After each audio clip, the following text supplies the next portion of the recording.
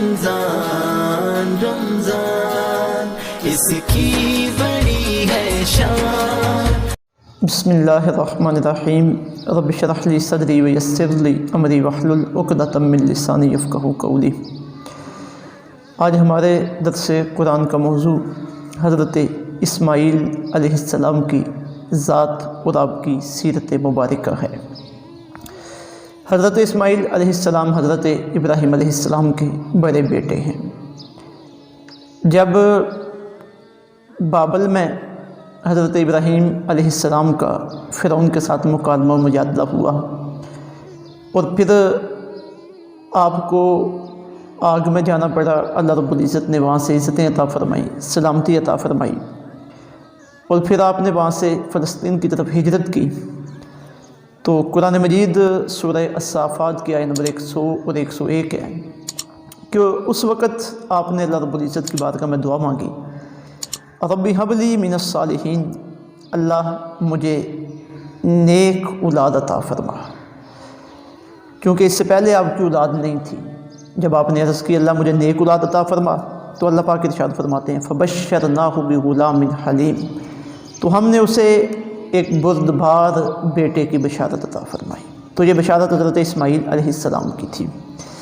حضرت ہاجرہ جو حضرت ابراہیم علیہ السلام کی دوسری بیوی ہیں، ان سے حضرت اسماعیل علیہ السلام کی ولادت ہوئی۔ فلسطین میں حضرت ابراہیم علیہ السلام ان کے ہاں قیام پذیر ہوئے، تو پھر اللہ رب العزت کا حکم ہوا کہ اپنے بیٹے اسماعیل اور حضرت ہاجرہ کو مکہ مکرمہ میں جا کے آباد کر کے آؤ۔ تو وہ سورہ ابراہیم میں اس کی ساری تفصیل موجود ہے کہ ویران بستی تھی اس وقت مکہ مکرمہ، تو آپ نے اللہ کے حکم پہ حضرت ہاجرہ اور حضرت اسماعیل کو وہاں پہ آباد کیا۔ حضرت اسماعیل کی اس وقت بالکل بچپنے کی عمر تھی۔ کچھ کھجوریں کچھ پانی وہاں ان کے سپرد کیا، اور جب واپس پلٹنے لگے تو حضرت ہاجرہ نے عرض کی کہ اے ہمارے سرتاج، آپ جا تو رہے ہیں، ہمیں کس کے سپرد کر کے جا رہے ہیں؟ تو بخاری شریف کی روایت کے مطابق حضرت ابراہیم علیہ السلام نے زبان سے جواب نہیں دیا، بلکہ آسمان کی طرف دیکھا۔ مطلب یہ تھا کہ اللہ رب العزت کے سپرد کر کے جا رہا ہوں۔ حضرت ہاجرہ نے جب یہ بات سنی، محسوس کی، تو عرض کیا کہ اگر آپ ہمیں اللہ کے سپرد کر کے جا رہے ہیں تو یقیناً ہمارا اللہ ہمیں ضائع نہیں فرمائے گا۔ جب وہ پانی اور کھجوریں ختم ہو گئیں تو چھوٹے بیٹے کو حضرت اسماعیل کو جب پیاس لگی تو پانی کی تلاش میں حضرت ہاجرہ کبھی صفا کی طرف جاتی ہیں، کبھی مروہ کی طرف جاتی ہیں۔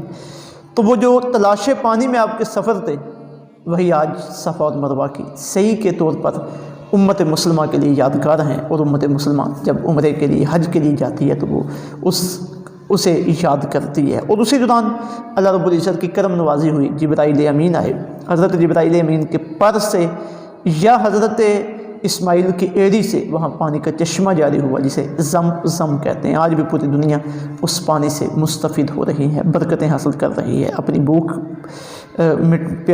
و پیاس مٹا رہی ہے، بیماریوں سے شفا حاصل کر رہی ہے۔ تو یہ ساری برکتیں تھیں حضرت اسماعیل علیہ السلام کی اور حضرت ہاجرہ علیہ السلام کی۔ حضرت ابراہیم علیہ السلام انہیں چھوڑ کے واپس فلسطین چلے گئے، پھر خواب میں دیکھا کہ حضرت اسماعیل کو ذبح کر دیں۔ نبیوں کے خواب وہی ہوتے ہیں، تو انہیں اس بات کا یقین ہو گیا کہ اللہ رب العزت مجھے امتحان میں ڈالنا چاہتے ہیں اور میرے اس بیٹے کی قربانی مطلوب ہے۔ تو پھر وہ تشریف لائے اور بیٹے کو اپنا خواب آ کے بتایا۔ حضرت اسماعیل تیار ہو گئے کہ اگر اللہ کا حکم ہے تو میں تیار ہوں ذبح ہونے کے لیے۔ تو اس وقت حضرت اسماعیل کی عمر جب آپ کی قربانی کے لیے آپ کو تیار کیا گیا، تفسیر کبیر میں امام فخر الدین رازی علیہ الرحمہ نے جو لکھی ہے وہ 13 برس تھی۔ پھر اللہ رب العزت نے قربانی بھی قبول کی، اس کا بدل بھی عطا کیا۔ تو جب آپ پھر مزید آپ کا عمر آپ کی آگے بڑھی تو پھر وہ وقت بھی آیا کہ حضرت ابراہیم علیہ السلام نے وہیں پہ آ کے خانہ کعبے کی تعمیر کی، تو آپ اپنے والد گرامی کے ساتھ خانہ کعبے کی تعمیر میں شامل رہے۔ قبیلہ بنو جرہم جو بعد میں وہاں آ کے آباد ہوا، تو اسی کی ایک خاتون کے ساتھ آپ نے شادی کی۔ ایک مرتبہ حضرت ابراہیم علیہ السلام وہاں تشریف لائے، اس خاتون کے ساتھ آپ کی گفتگو ہوئی۔ حضرت اسماعیل تو اس وقت گھر میں موجود نہیں تھے، لیکن اس کی زبان پہ شکوہ تھا، تو آپ نے فرمایا آپ تیرے خامد اسماعیل جب آئیں تو انہیں میرا سلام دینا اور کہنا کہ اپنے گھر کی چوکھٹ بدل لیں۔ حضرت اسماعیل اپنے والد کے فرما بردار تھے، سمجھ گئے کہ میرے والد کا ارادہ یہ ہے کہ یہ خاتون میرے گھر کے لائق نہیں ہے، آپ نے اسے طلاق دے دی۔ پھر اسی قبیلے کی دوسری خاتون سے شادی کی۔ پھر ایک عرصے بعد جب حضرت ابراہیم وہاں تشریف لائے، اس خاتون سے باتیں ہوئیں تو آپ نے دیکھا کہ یہ شکر گزار ہے اور میرے بیٹے کے گھر میں رہنے کے قابل ہے۔ تو اس نے کہا، جب پوچھا اسماعیل کدھر ہیں، کہا گیا کہ وہ باہر گئے ہوئے ہیں۔ کہا جب واپس آئیں تو کہنا میرا سلام دینا، کہنا اپنی چوکھٹ کی حفاظت کر۔ تو جب حضرت اسماعیل واپس آئے تو اس خاتون نے جب کہا تو یہ باتیں عرض کی تو آپ نے فرمایا کہ میرے باپ کہہ کے گئے ہیں کہ میں تیری حفاظت کروں، تجھے اپنے نکاح میں ہی برقرار رکھوں۔ تو آپ کی اولاد بھی ہوئی، آپ کی آنکھوں کے سامنے آپ کی اولاد گرد و نواح میں پھیلی، اور آپ ابھی موجود تھے کہ وہاں کافی ساری آباد کاری مکہ مکرمہ میں ہو گئی۔ آپ کی جو وفات ہے یہ 136 سال کی عمر میں تقریباً یہ ادھر ہی مکہ مکرمہ میں ہی ہوئی، اور حرم کعبہ میں آپ کی قبر مبارک ہے۔ حضرت اسماعیل علیہ السلام کے من جملہ جو اعزازات ہیں اور کمالات ہیں، ان میں سے ایک آپ کو اہم کمال یہ بھی حاصل ہے کہ آپ ہمارے پیارے نبی جناب سیدنا محمد مصطفیٰ صلی اللہ علیہ وسلم آپ کے آباء و اجداد میں سے ہیں۔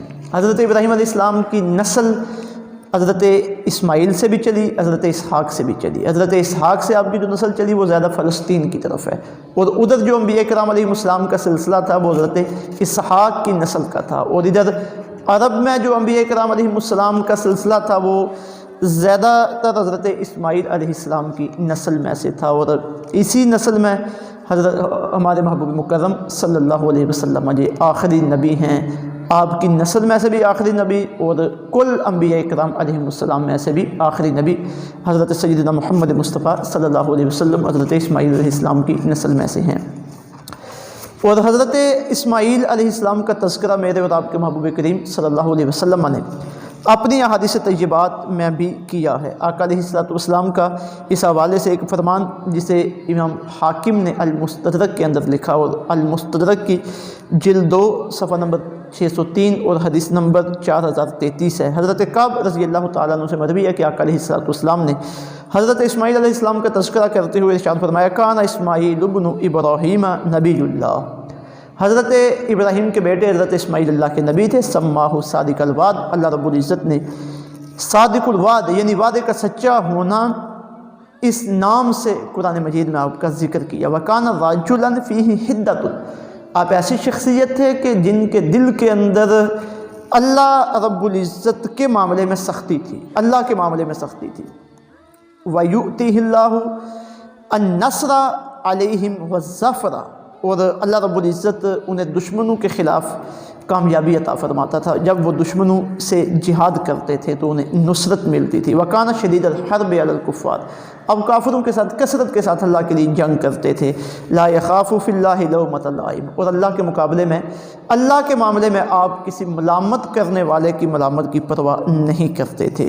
اسی طرح ایک اور روایت حضرت اسماعیل علیہ السلام کے بارے میں، اس میں آقا علیہ السلام نے ارشاد فرمایا، یہ بھی مستدرک حاکم کی روایت ہے، جلد 2 صفحہ نمبر 602 اور حدیث نمبر 4029۔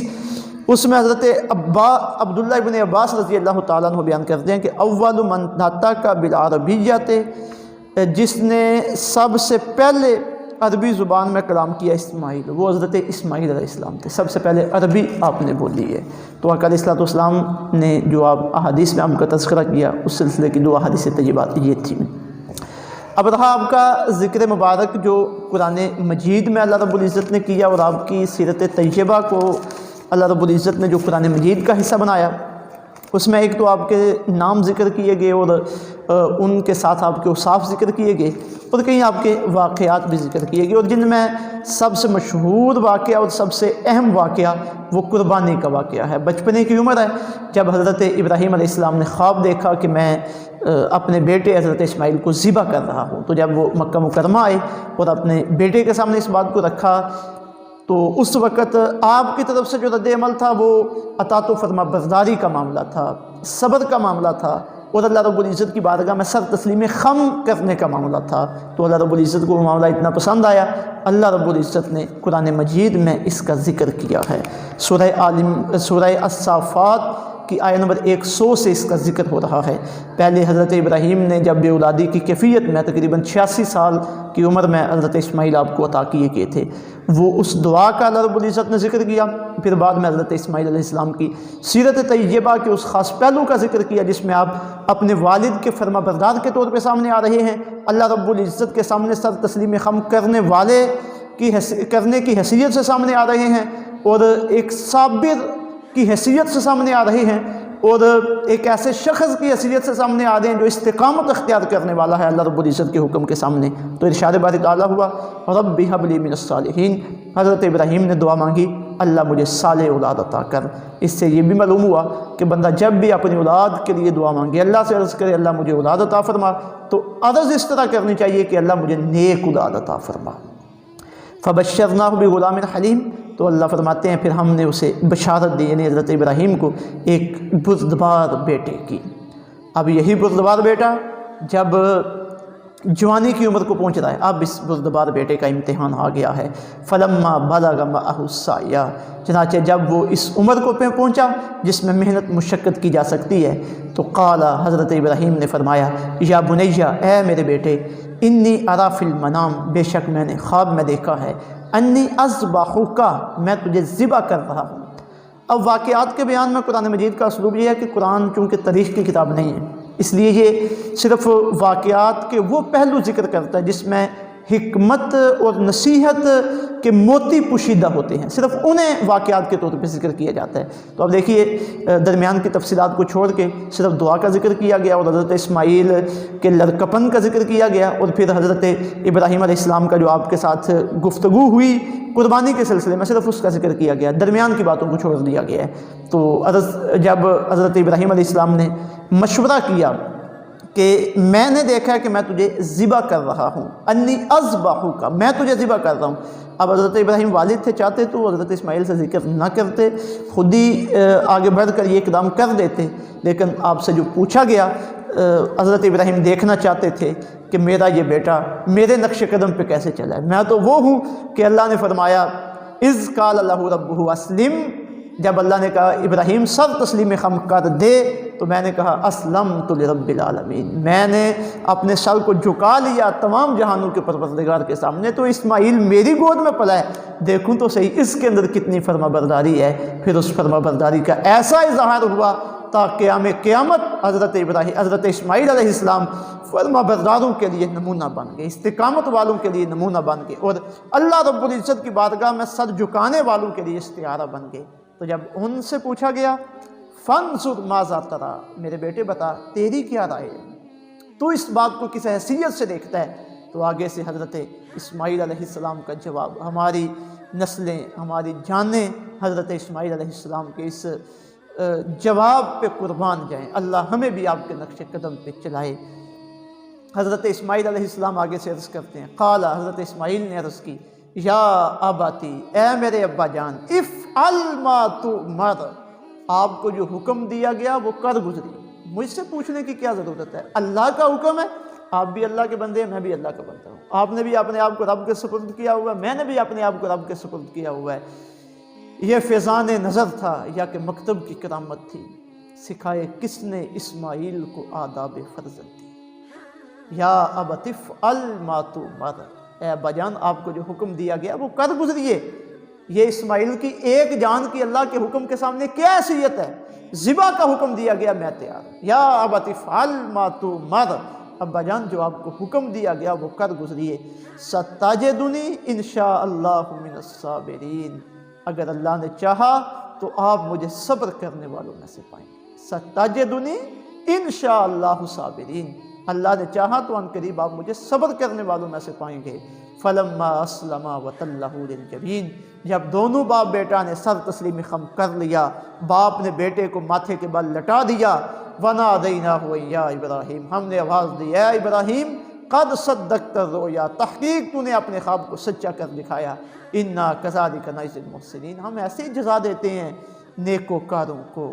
تو یہ حضرت اسماعیل علیہ السلام کا کارنامہ ہے، صبر کے باب میں، استقامت کے باب میں، فرما برداری خدا کے باب میں، فرما برداری والدین کے باب میں، اللہ رب العزت کی اطاعت کے باب میں، جو قیامت تک آنے والوں کے لیے نمونہ بن گیا ہے۔ تو یہ ایک کردار ہے حضرت اسماعیل کا جو اللہ رب العزت نے امت مسلمہ کے لیے رہنمائی کے لیے، ہدایت کے لیے قرآن مجید میں رکھا ہے۔ اور حضرت اسماعیل علیہ السلام کا ایک دوسرا اہم کردار جسے اللہ رب العزت نے قرآن مجید کا حصہ بنایا وہ کعبہ مقدسہ کی تعمیر ہے۔ آپ اپنے والد گرامی کے شانہ بشانہ اس میں شامل رہے، اور پھر آپ نے جو دعائیں مانگی حضرت ابراہیم نے، ان دعاؤں پہ آمین کرنے والے جناب حضرت اسماعیل علیہ السلام تھے۔ اس میں کیا دعائیں مانگی؟ اللہ ہم نے تیری مزدوری کی ہے تیرے گھر کی، تو اسے اپنی بارگاہ میں قبول فرما لے۔ اللہ ربنا وجعلنا مسلمین، سورہ البقرہ آیہ نمبر 128، ربنا وجعلنا مسلمین، اللہ ہمیں ہمیشہ اپنا فرما بردار رکھنا۔ یہ حضرت اسماعیل حضرت ابراہیم دعا مانگ رہے ہیں، نبی ہیں، اللہ رب العزت کی نافرمانی کا تصور بھی نہیں ہے، لیکن پھر بھی عاجزی اتنی ہے، اللہ کے سامنے جھکاؤ اتنا ہے، بار بار دعائیں مانگتے ہیں اللہ ہمیں اپنی بارگاہ میں جھکائے رکھنا، اپنا فرما بردار رکھنا۔ اور پھر یہی ایک بڑی خوبصورت اور انتہائی اہم بات اللہ رب العزت نے ارشاد فرمایا آپ کی سیرت کے حوالے سے اور آپ کی ذمہ داری کے حوالے سے، یہ سورہ بقرہ کی آیہ نمبر 125 ہے۔ فرمایا وَأَحِدْنَا إِلَىٰ إِبْرَاهِيمَ وَإِسْمَاعِيلَ، ہم نے وعدہ لیا ابراہیم سے اور اسماعیل سے، یعنی ان کی ذمہ داری لگائی۔ اب کیا ذمہ داری تھی؟ أَن طَهِّرَا بَيْتِيَ، کہ میرے اس مقدس گھر خانہ کعبے کو صاف ستھرا رکھیں، للطائفین، طواف کرنے والوں کے لیے، والعاکفین، اور اعتکاف کرنے والوں کے لیے، والرکع السجود، رکوع اور سجدہ کرنے والوں کے لیے۔ تو یہ مسجد کی صفائی کرنا، مسجد کو ستھرا رکھنا، یہ حضرت اسماعیل علیہ السلام کی سنت ہے، آپ کی سیرت ہے، آپ کا کردار ہے، آپ کا طریقہ کار ہے۔ اور ایک اور آپ کی سیرت و کردار کا پہلو جسے ہم آج کے اپنے درس کے حوالے سے تیسرا پہلو کہہ سکتے ہیں، وہ اللہ رب العزت نے حضرت اسماعیل کی سیرت و کردار کا سورہ مریم شریف میں ذکر کیا، اور وہاں آپ کی سیرت اور کردار کے اللہ رب العزت نے 2-3 آیات میں کئی پہلو ہمارے سامنے رکھے ہیں۔ ارشاد باری تعالیٰ ہے وَاذْكُرْ فِي الْكِتَابِ اسماعیل، اور کتاب میں یعنی قرآن مجید میں اسماعیل علیہ السلام کا ذکر فرمائیے۔ وہ کون تھے؟ اللہ رب العزت آگے ان کا تعارف بیان کرتے ہیں، ان کی صفات بیان کرتے ہیں۔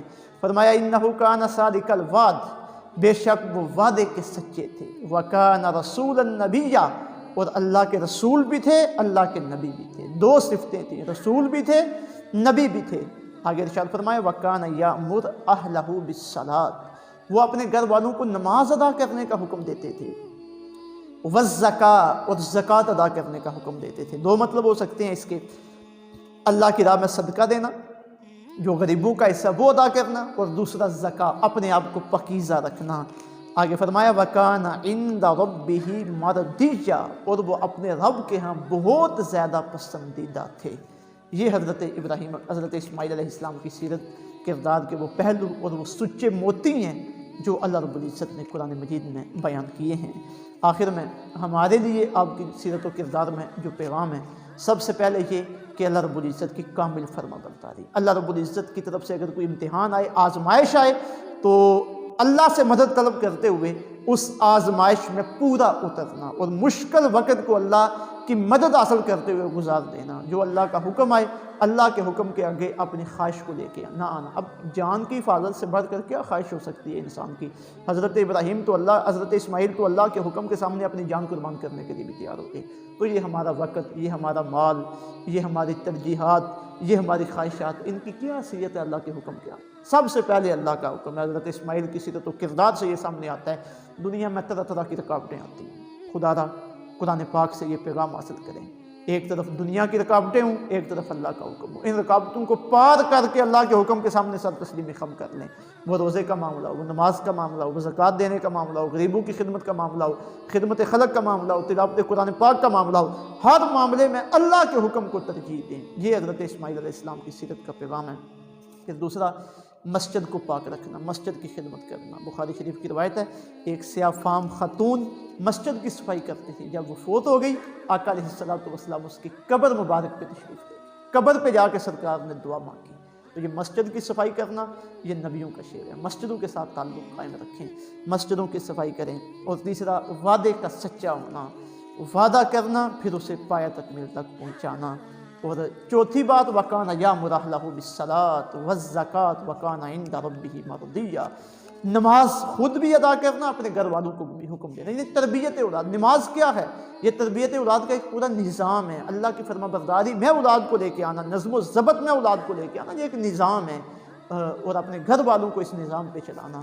اور پانچویں بات کہ اللہ رب العزت کی رضا حاصل کرنے کی کوشش کرنا، ہر وہ عمل کرنا جو اللہ کو راضی کرنے والا ہو۔ اللہ رب العزت حضرت اسماعیل علیہ السلام کی سیرت و کردار جو قرآن مجید کی روشنی میں ہم نے سمجھی ہے، اس پہ عمل پیرا ہونے کی توفیق عطا فرمائے۔ وما علینا الا البلاغ۔